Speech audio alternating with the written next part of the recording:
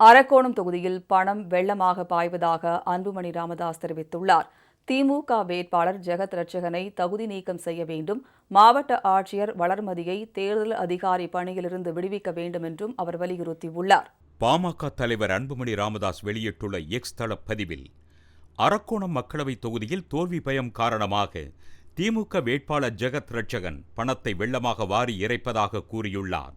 தொகுதிக்குட்பட்ட பல இடங்களில் வாக்காளர்களுக்கு பணம் வழங்கப்பட்டது குறித்து ஒளிப்பதிவு ஆதாரத்துடன் புகார்கள் அளிக்கப்பட்டும் மாவட்ட ஆட்சியரும் தேர்தல் அதிகாரியுமான வளர்மதி உள்ளிட்ட தேர்தல் அதிகாரிகள் எந்த நடவடிக்கையும் எடுக்கவில்லை.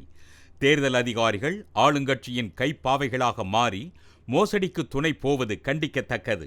ஓச்சேரி கிராமத்தில் உள்ள தனியார் விடுதியில் பணம் பட்டுவாடா செய்யப்படுவதாக பாட்டாளி மக்கள் கட்சி அளித்த புகாரின் அடிப்படையில் நடத்தப்பட்ட சோதனையில் 4 வாகனங்களில் வைக்கப்பட்டிருந்த ரூபாய் 20 லட்சம் பறிமுதல் செய்யப்பட்டது. ஆனால் பூபாலன் என்ற உதவி தேர்தல் அதிகாரி தலையிட்டு பறிமுதல் செய்யப்பட்ட பணத்தையும் வாகனத்தையும் விடுவித்திருக்கிறார். அந்த வாகனங்களுக்கு மாற்றாக வேறு ஒரு வாகனத்தை சோதனையிட்டதாகவும் அதில் பணம் இல்லை என்றும் போலியாக ஆவணங்களை தயாரித்திருக்கின்றனர். இது அப்பட்டமான தேர்தல் விதிமீறலாகும்.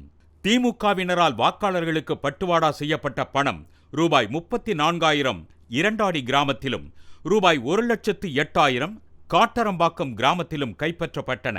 ஆனால் அவற்றின் மீது எந்த மேல் நடவடிக்கையும் மேற்கொள்ளப்படவில்லை. இது தொடர்பாக மாவட்ட ஆட்சியர் வளர்மதியிடம் பாமக வேட்பாளர் வழக்குரைஞர் பாலு பலமுறை புகார் அளித்தும் எந்த நடவடிக்கையும் மேற்கொள்ளப்படவில்லை.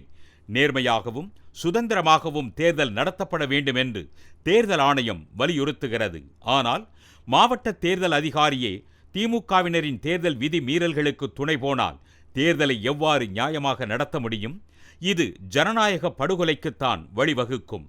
வாக்காளர்களுக்கு பணத்தை வாரி வழங்கும் அரக்கோணம் தொகுதி திமுக வேட்பாளர் ஜெகத் ரட்சகனை தகுதி நீக்கம் செய்ய வேண்டும். மாவட்ட ஆட்சியர் வளர்மதியை தேர்தல் அதிகாரி பணியிலிருந்து விடுவிக்க வேண்டும் என்று அன்புமணி வலியுறுத்தியுள்ளார்.